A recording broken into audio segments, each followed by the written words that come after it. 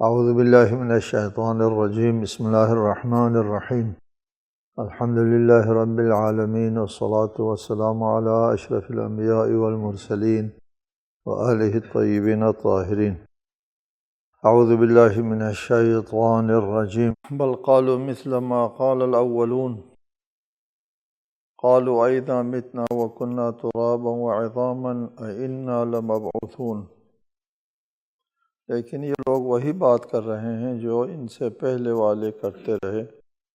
وہ کہتے تھے کہ جب ہم مر جائیں گے اور ہم مٹی ہو جائیں گے اور ہڈی ہڈی تو کیا ہم اٹھائے جائیں گے؟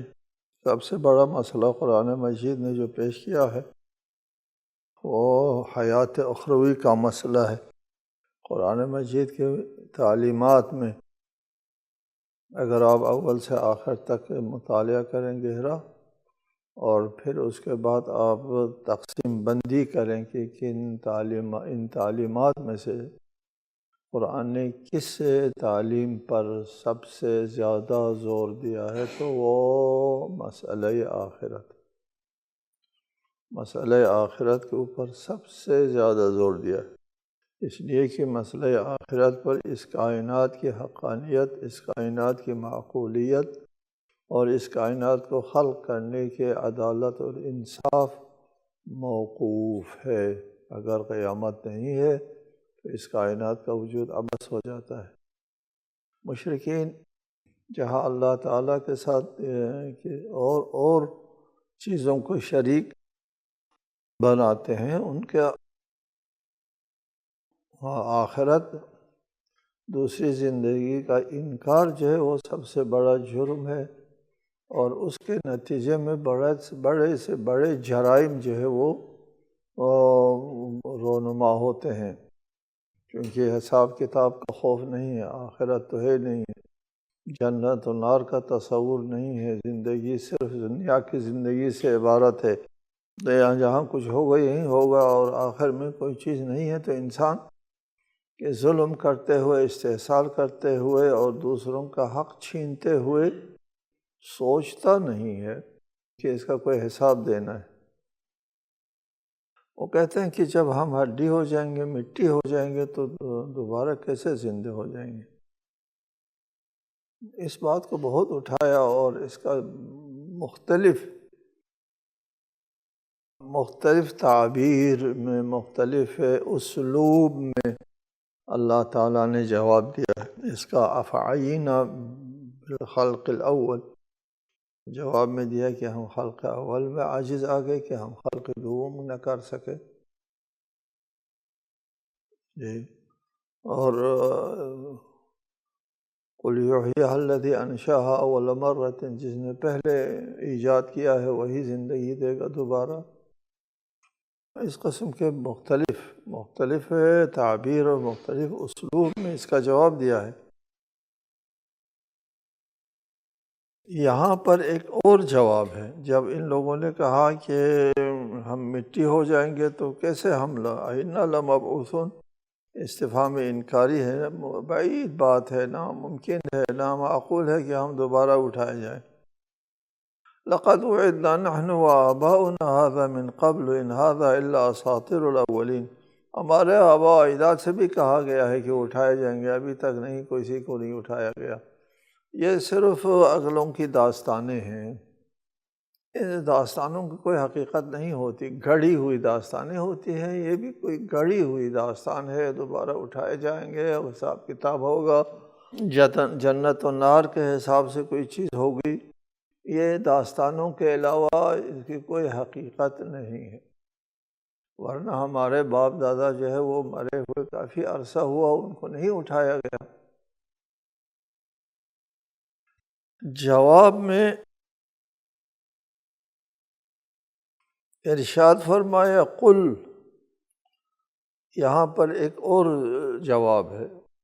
پہلے جو جوابات دیے گئے ہیں مختلف اسلوب میں، یہاں ایک الگ ایک نیا اسلوب ہے، جواب کا نیا اسلوب ہے، اور یہ جواب بہت زیادہ سطحی بھی نہیں ہے۔ قابل غور اور فکر جواب ہے۔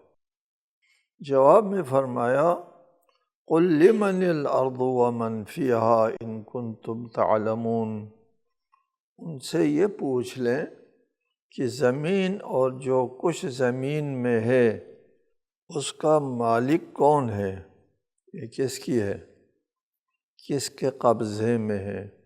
سیقولون للہ، وہ کہیں گے اللہ کے قبضے میں۔ قل افلا تذکرون، پھر سوچتے نہیں ہو۔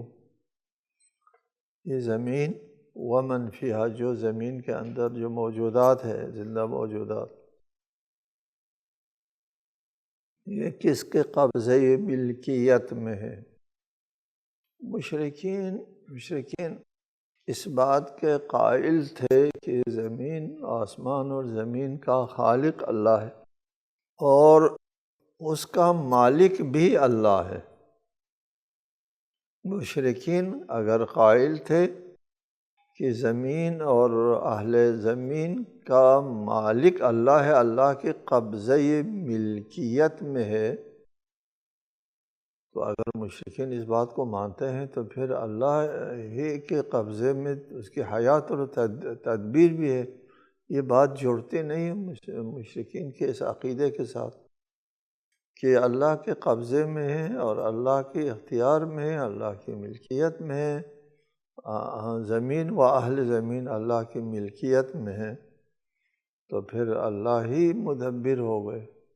ان کے اپنے مشرکین تو مدبر نہیں ہوئے، اللہ کی ملکیت ہے کیسے کہیں گے یہ لوگ؟ اس کے دو جواب۔ ایک جواب یہ ہے کہ وہ اللہ کو اہل ارض کا رب نہیں سمجھتے، بہی معنی رب نہیں سمجھتے کہ جو اللہ تعالیٰ کے ذیل میں جن کو اللہ تعالیٰ نے رب ہونے کا اختیار سونپا ہے وہ ہے، لیکن خود اللہ تعالیٰ رب الارباب ہے۔ اللہ کو رب الارباب کہتے ہیں یہ لوگ۔ یہ جو نیچے رب ہے وہ اللہ کے ذیل میں رب ہے اور اللہ ان سب کا رب ہے، رب الارباب۔ اللہ کو وہ رب مانتے ہیں لیکن رب الارباب مانتے ہیں، براہ راست نہیں، بذریعہ ارباب۔ یہ شرک ہو گیا نا، براہ راست وہ رب نہیں، بذریعہ ارباب۔ تو ان کا جو جوابی اقرار ہے وہ یہی، بذریعہ ارباب اللہ تعالیٰ مالک ہے۔ ایک جواب ہے۔ دوسرا جواب یہ ہے، یہ ہو سکتا ہے کہ یہ لوگ جب زمین میں لوگوں کے اور زمین کے خالق کو اللہ تسلیم کرتے ہیں تو اللہ ہی مالک ہوتا ہے۔ قل للہ، یعنی اللہ ان کا خلق کرنے والا ہے، اللہ کے قبضے میں ہے۔ تو جواب دیا اگر اللہ کے قبضے میں ہے تو پھر تم دوسروں کے پاس کیا لینے جاتے ہو؟ افلا تذکرون، کیا تم پھر سوچتے نہیں ہو، غور نہیں کرتے ہو؟ قبضے میں اللہ کے ہوں اور تمہاری قسمت کا فیصلہ دوسروں کے ہاتھ میں ہو۔ یار تمہاری قسمت کا فیصلہ اس کے ہاتھ میں ہے جس کے قبضے میں جو خود تم بھی مانتے ہو۔ دوسرا، قل من رب السماوات السبع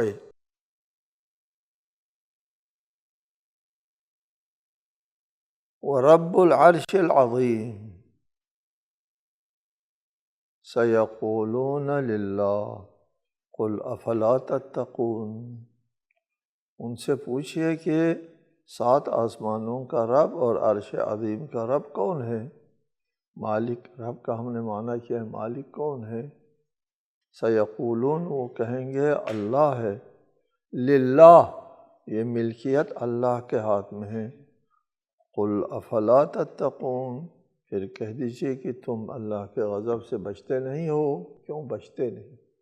اپنا بچاؤ کیوں نہیں کرتے جب اللہ کے قبضے میں ہے؟ 7 آسمان، یہاں بھی ایک سوال آتا ہے کہ یہ لوگ 7 آسمانوں کے مالک اللہ تعالیٰ کو مانتے ہیں، اس میں زمین بھی آ گیا، تو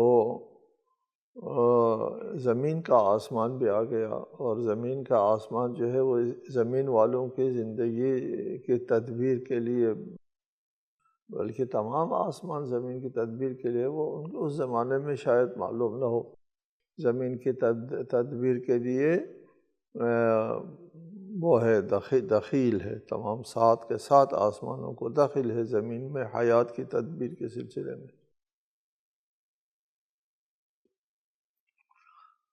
تو سوال ہوا کہ 7 آسمانوں کا اور عرش عظیم کا رب کون ہے؟ وہ کہیں گے یہ سب اللہ کے لیے ہے۔ رب السماوات اور اللہ کے لیے ہے۔ رب سے مراد جو ہم نے کہا کہ بارہا آپ کو رب مالک کو کہتے ہیں، مالک، اور ملک حقیقی جو ہے وہ اللہ تعالیٰ ہے۔ اللہ تعالیٰ اس کا موجد ہے، اس کو وجوداً و بقاءً ہر چیز اللہ کے محتاج ہے۔ ایسا نہیں ہے کہ کسی چیز کو اللہ تعالیٰ نے پیدا کر دیا پھر اس کے بعد اس کا وجود جو ہے وہ اللہ کا محتاج نہ ہو، بس وجود اللہ کی طرف سے ملنا تھا، وجود مل گیا پھر اب اللہ کی ضرورت نہیں۔ ایسا نہیں ہے، کائنات کی کوئی چیز ایسی نہیں ہے جو اپنے وجود اور اپنی بقا میں اللہ کا محتاج نہ ہو۔ اللہ کی ملکیت کا مطلب یہ ہے کہ اس کے بقا بھی اللہ کے قبضے میں ہے، جس طرح اس کا وجود اللہ کے قبضے میں ہے۔ اللہ مالک ہے، بہی معنی مالک ہے، وجوداً و بقاءً وہ اللہ کے قبضے میں ہے۔ 7 سماوات جو ہے وہ اپنے وجود میں بھی اور اپنی بقا میں بھی اللہ کا محتاج ہے۔ یہ اللہ کی ملکیت ہے، اللہ کے قبضے قدرت میں ہے۔ جب وجوداً و بقاءً اللہ کے قبضے قدرت میں ہے تو کہ اور لوگ کس چیز کی تدبیر کریں گے؟ پھر تم بچتے نہیں ہو اللہ کے غضب سے اور اپنی تباہی سے۔ جب پورے کائنات اللہ تعالیٰ کے قبضے میں ہے تو تمہاری زندگی اللہ ہی کے قبضے میں ہوا۔ اور رب العرش العظیم، اور عرش عظیم کا مالک کون ہے؟ تو وہ کہیں گے عرش عظیم کا مالک بھی اللہ تعالیٰ ہے۔ ہم نے اس سے پہلے آپ کو کئی بار بتایا ہے عرش الہی کا کیا مطلب ہے۔ ہم نے یہ نظریہ اختیار کیا ہے اللہ تعالیٰ مالک عرش ہے، رب العرش، عرش کا مالک ہے۔ یعنی جیسا کہ فرمایا کہ جب آسمان اور زمین سب تخلیق ہو گئی اللہ تعالیٰ عرش پر متمکن ہو گیا۔ عرش پر متمکن ہو گیا یعنی تخلیق کے مرحلے کے بعد تدبیر کے مرحلے کے اوپر متمکن ہو گیا۔ عرش تدبیر کا نام ہے، لہٰذا قرآن مجید میں جہاں عرش کا ذکر آتا ہے عموماً وہاں تدبیر کا ذکر آتا ہے، یدبر الامر۔ لہٰذا مقام تدبیر کا نام عرش ہے۔ ان مشرکین سے پوچھا گیا عرش کا مالک کون ہے، یعنی مقام تدبیر کا مالک کون ہے؟ تو مشرکین یہ کہیں کہ مقام تدبیر کا مالک اللہ ہے، یہ تو ان کے عقیدے کے ساتھ نہیں ملتا۔ وہ تدبیر کے مقام میں اللہ کو نہیں سمجھتے، اللہ تو فارغ بیٹھا ہے خلق کر کے اور تدبیر دوسروں کے ہاتھ میں دے دیا ہے۔ یہاں بھی جواب یہ ہے کہ وہ درست ہے، وہ دوسروں کے ہاتھ میں تدبیر دینے کے قائل ہے، لیکن وہ رب الارباب اللہ کو سمجھتے ہیں۔ رب الارباب اللہ کو سمجھتے ہیں، یا اللہ تعالیٰ نے مالکیت سے، مالک للہ، مالک ہونے کے حوالے سے استدلال کیا ہے۔ جو مالک ہوتا ہے وہی تدبیر امور کرتا ہے۔ جب عرش کا مالک اللہ ہے، تدبیر کا مالک اللہ ہے، تو تمہاری تدبیر بھی اللہ کرتا ہے، یہ بتوں کے ہاتھ میں نہیں ہے۔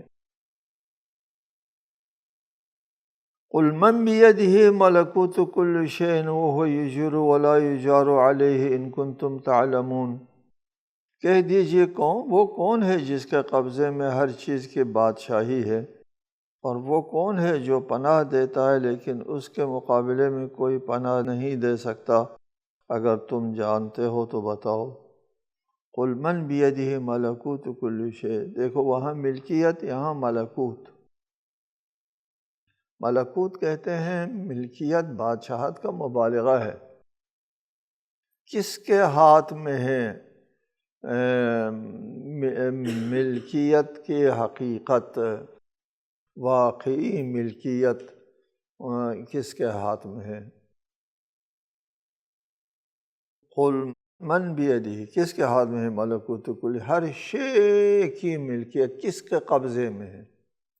ہر شے کا ملکوت یعنی انتہائی ملکیت، انتہائی ملکیت وہی ہے جس کا جو اپنے وجود اور اپنی بقا میں جس کا محتاج ہو، اس کے اوپر ملکوت ہوتا ہے۔ مالک کا صیغہ مبالغہ ہے۔ ہر شے کا طاقتور مالک، زبردست مالک کون ہے؟ قل من بیدہ ملکوت کل شیء، اور وہ پناہ دیتا ہے، ولا یجار علیہ، اس کے مقابلے میں کوئی اور پناہ دینے والا نہیں ہے۔ ان کنتم تعلمون، اگر جانتے ہو تو بتاؤ کس کے ہاتھ میں ہے یہ، کون پناہ دے سکتا ہے، اور کس کے قبضے میں سب چیز کی ملکیت ہے، بادشاہت ہے، بتاؤ۔ سیقولون للہ، وہ جواب دیں گے یہ بھی اللہ کے ہاتھ میں ہے۔ ہر جب ملکوت اللہ کے ہاتھ میں ہے، پناہ بھی صرف اللہ کے پاس ہے، کسی اور کے پاس نہیں ہے۔ یہ سب اگر تم لوگ مانتے ہو، قل فأنا تسحرون، تو پھر کہہ دیجئے تمہاری یہ خبتی کہاں سے ہے، یعنی سحر زدہ، تمہارے خبت، مخبوط الحواسی، یہ بے عقلی، یہ مخبوط الحواسی کہاں سے ہے؟ یہ سب چیز جب اللہ کے پاس ہے، ملکوت بھی اللہ کے پاس ہے، ملکیت بھی اللہ کے پاس ہے، پناہ بھی اللہ کے پاس ہے، خالق بھی اللہ تعالیٰ ہے،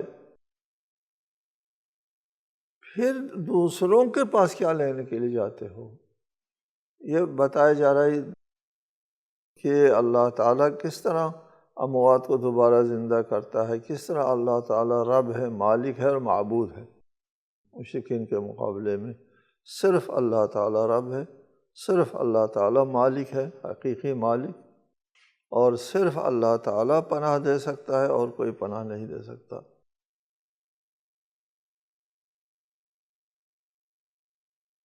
بل اتیناہم بالحق وانہم لکاذبون، ہم نے ان کے سامنے، ان مشرکین کے سامنے حق پیش کیا ہے اور یہ جھوٹ بولنے والے ہیں، یہ جھوٹے ہیں، اس حق کی تکذیب کرتے ہیں۔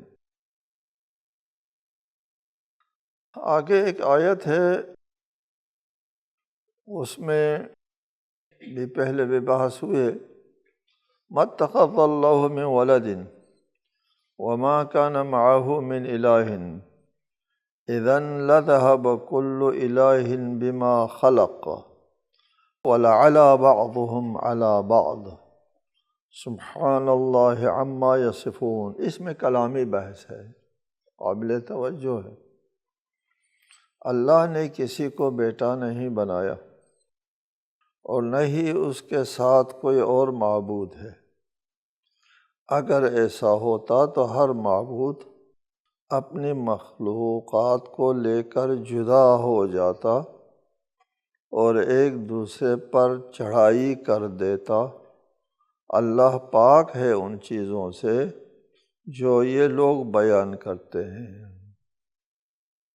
ما اتخذ اللہ من ولد، لوگ کہتے ہیں، مسیحی لوگ بھی کہتے ہیں کہ اللہ نے بیٹا بنایا مسیح کو، یہ مشرکین بھی کہتے ہیں اللہ تعالیٰ نے بیٹیاں بنائی ہیں فرشتوں کو۔ اللہ فرماتا ہے کہ اللہ نے کسی کو بیٹا نہیں بنایا۔ بیٹا بنانا شان الہی میں انتہائی گستاخی ہے، انتہائی۔ دیگر آیات میں فرمایا کہ کس قدر انتہائی گستاخی ہے اللہ کے لیے اولاد کا قائل ہونا۔ اللہ نے کسی کو اپنے اولاد نہیں بنایا۔ اولاد کیا ہوتا ہے؟ اولاد وہ ہوتا ہے کہ انسان کے جسم سے ایک جزء الگ ہو جائے تو اس کو اولاد کہتے ہیں۔ اللہ تعالیٰ ہمیشہ ارشاد فرماتے ہیں باقی اللہ کے علاوہ باقی تمام موجودات کے ساتھ اللہ کے موجودات کا اللہ تعالیٰ کے ساتھ رشتہ یہ خلق و مخلوق ہے، ایجاد، یعنی رشتہ یہ ایجاد ہے از عدم۔ اللہ نے ان کو موجود کیا، وجود عنایت کیا ہے، ایجاد کیا ہے، خلق کیا ہے۔ اللہ خالق اور یہ مخلوق ہیں، اللہ موجود اور یہ موجود ہیں اللہ کے وجود سے۔ تمام کائنات کی چیزوں کے اور اللہ کے درمیان جو رشتہ ہے، رشتہ خلق و مخلوق، رشتہ عبد و معبود ہے۔ مگر رشتہ باپ بیٹا یہ اللہ کی شان میں گستاخی ہے۔ رشتہ باپ بیٹے کا مطلب یہ ہے کہ اللہ نے اپنے ایک حصے کو، اپنے اللہ سے ایک حصہ جدا ہو گیا ہے جو اس کا ٹکڑا ہے، اور اولاد انسان کا ٹکڑا ہوتا ہے، انسان سے ٹکڑا ہوتا ہے جو جدا ہوتا ہے۔ یہ چیز اللہ تعالیٰ کی شان میں نہایت اور انتہائی گستاخی ہے کہ اللہ تعالیٰ سے کوئی جز جو ہے وہ الگ ہو کر کے اس کا بیٹا ہو گیا ہو یا بیٹی ہو۔ اللہ نے کسی کو اولاد نہیں بنایا۔ ایسا محالات میں سے ہے، اس سے اللہ تعالیٰ کی محدودیت، محتاجیت اور مخلوقیت اور جسم ہونا، محتاج ہونا لازم آتا ہے۔ بہت ساری باتیں ہیں، ہم نے پہلے بتائی ہیں کہ فرزند نہیں ہو سکتا اللہ تعالیٰ کے لیے۔ آگے ہے وَمَا كَانَ مَعَهُ مِنْ إِلَٰهٍ، اللہ کے ساتھ کوئی دوسرا معبود بھی نہیں ہو سکتا۔ یہ ہم نے پہلے بتایا ہے، معبود وہ ہوتا ہے جو رب اور خالق ہوتا ہے۔ رب اور خالق کے علاوہ آپ اس کا جو بھی پوجا کریں گے وہ پوجا نہیں ہے، احترام ہے۔ وہ پوجا کریں، رب نہیں مانتے ہیں، پوجا نہیں، خالق بھی نہیں مانتے، پوجا نہیں ہے، مؤثر پھر وجود نہیں ہے، وہ پوجا نہیں ہے۔ وہ آپ کی کچھ بگاڑ سکتے ہیں، نہ کچھ آپ کو دے سکتا ہے آپ کے نظر میں، جی، نہ میرا کچھ بگاڑ سکتا ہے نہ مجھے کچھ دے سکتا ہے، مؤثر فی الوجود نہیں ہے۔ پھر آپ اس کو جو بھی تعظیم کریں تو اس کو تعظیم کہیں گے، اس کو عبادت نہیں کہیں گے۔ عبادت کہتے ہیں کسی کو خالق سمجھ کر اور رب سمجھ کر مالک۔ خالق ہی مالک ہوتا ہے نا، ہم نے پہلے کئی بار کہا ہے کہ خالق ہی مالک ہوتا ہے، لہٰذا ہم نے بارہا کہا ہے خلق اور تدبیر جو ہے قابل تفکیک نہیں ہے۔ خالق ہی مدبر ہوتا ہے، خالق ہی مالک ہوتا ہے، خالق ہی رب ہوتا ہے۔ خالق کوئی اور ہو، رب کوئی اور ہو نہیں ہوتا۔ رب مالک کو کہتے ہیں، خالق ہی مالک ہے۔ اللہ تعالیٰ خالق ہے ہمارا ایجاد اور بقا دونوں اللہ تعالیٰ کے قبضے میں ہے، تو پھر مالک بھی اللہ تعالیٰ ہے۔ جہاں ایجاد اللہ کے قبضے میں ہے وہاں ہماری بقا بھی اللہ کے قبضے میں ہے، کہ اگر ایک لمحے کے لیے اللہ تعالیٰ ہم سے ہاتھ اٹھائے ہم نیست و نابود ہو جائے۔ یہ ایک لمحے کے لیے اگر اللہ ہم سے ہاتھ اٹھا لے، ہم اپنی بقا جو ہے وہ جاری نہیں رکھ سکتے۔ ہم کوئی مالک نہیں ہے اپنی ذات کا، اپنے وجود اور بقا کا مالک نہیں۔ جس طرح ہمارا وجود اللہ تعالیٰ کے ہاتھ میں ہے، ہماری بقا بھی اللہ تعالیٰ کے ہاتھ میں ہے۔ رب لا تکلنی الی نفسی طرفۃ عین ابدا، ٹھیک ہے۔ اللہ ایک لمحے کے لیے ہاتھ اٹھائے تو ہم نیست و نابود ہو جائے۔ لہٰذا معبود کون ہوتا ہے؟ معبود وہ ہوتا ہے جو خالق ہو اور جو مالک ہو، رب ہو۔ اور یہ بھی اپنی جگہ واضح ہے، جو خالق ہوتا ہے وہی مالک ہوتا ہے۔ خالق مالک دو چیزیں نہیں ہوتی، کوئی خالق ہو اور مالک کوئی اور ہو۔ یہ خلق تقدیری میں ہو سکتا ہے کہ ایک مشینری کے خالق آپ ہے اور مالک کوئی اور ہے، آپ نے اس کو فروخت کر کے دے دیا، یہ خلق تقدیری میں ہو سکتا ہے۔ خلق ایجادی میں نہیں ہو سکتا۔ اللہ تعالیٰ کی جو تخلیق ہے وہ ایجاد سے عبارت ہے، عدم سے وجود میں لانے سے عبادت ہے، وہاں اس کا وجود اور بقا دونوں اللہ تعالیٰ کے ہاتھ میں ہے۔ اس میں ارشاد فرمایا وما کان معہ من الہ، اللہ کے ساتھ کوئی معبود نہیں ہے، اذن اگر کوئی اور معبود ہوتا، لذہب کل الہ بما خلق، ہر معبود اپنے مخلوق کو جدا لے جاتا۔ کیا یہاں مسلم اخذ کیا ہے، اذن لذہب کل الہ بما خلق، وہ الہ خالق ہی الہ ہوتا ہے، اس لیے ہر الہ اپنے ما خلق کو لے کر کے جدا ہو جائے گا۔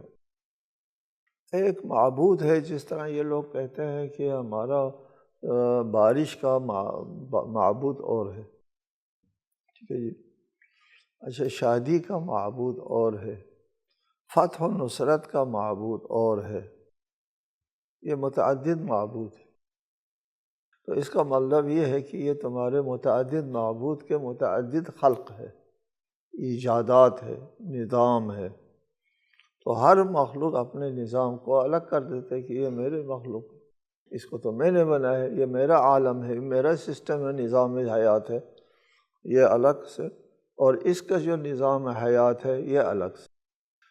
اذن لذہب کل الہ بما خلق، ہر ایک جو ہے وہ اپنے مخلوق اور اپنے نظام اور اپنے سسٹم جدا جدا مشخص کرتے، اور ہم کو بھی معلوم ہوتا کہ یہ اس الہ کا مخلوق ہے، یہ دوسرے الہ کے مخلوق ہے، یہ اس کا نظام ہے، یہ اس کا نظام ہے، اس کے نظام میں ایسا ہوتا ہے، اس کے نظام میں ایسا نہیں ہوتا۔ نظام تخلیق، نظام تکوین کی بات ہے، نظام تشریع میں ہو سکتا ہے کہیں کوئی نظام، کہیں کوئی نظام، نظام تخلیق کی بات ہے۔ اگر ہم فرض کر لیتے ہیں تھوڑی دیر کے لیے کہ متعدد معبود ہیں اور معبود خالق ہی معبود ہوتا ہے، اور خالق معبود کا اپنا ایک نظام ہوتا ہے، تو ہر معبود کا الگ الگ نظام ہوگا، الگ الگ جب نظام ہوگا تو یہ معبود جو ہے وہ اپنے نظام میں محدود رہے گا، اور وہ اپنے نظام میں محدود رہے گا، یہ اس نظام کے تحت غالب رہے گا، وہ اس نظام کے تحت غالب رہے گا۔